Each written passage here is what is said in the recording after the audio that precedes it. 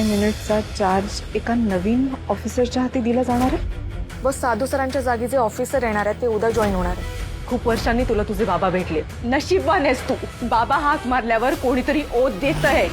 बाबा असण्याची जाणीव त्यांची उणीव भासण्याआधी झाली तर जास्त चांगलं असतं, हे लक्षात ठेव। कौशिकीने लावली केदारची हजेरी। पद्मिनी आणणार केदार आणि दयानंदमध्ये दुरावा।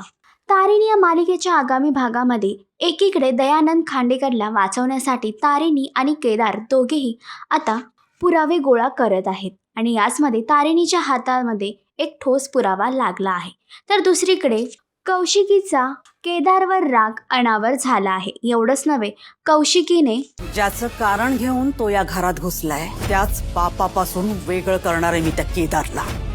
न्यू ऑफिसर लवकरच जॉईन करणार आहे हा मेसेज देखील केदारच्या फोनमधला वाचला आहे आणि त्यामुळे ती केदारला सांगते की वडील असणं आपल्या आयुष्यामध्ये किती महत्त्वाचं आहे। तर दुसरीकडे पद्मिनीने आता दयानंद आणि केदार या दोघांमध्ये दुरावा आणण्याचा निर्णय घेतला आहे आणि त्यासाठी ती युवराजची मदत घेणार आहे। तर पद्मिनीला यामध्ये यश मिळेल का? दयानंद आणि केदार या दोघांमध्ये दुरावा येईल का? मालिकेचा अपकमिंग ट्रॅक तुम्हाला कसा वाटला हे कमेंट करून नक्की सांगा आणि अशीच अपडेट जाणून घेण्यासाठी तुम्ही आमचा चॅनल डेली चक्कर रिजनल याला लाईक, शेअर आणि सबस्क्राईब नक्कीच करा।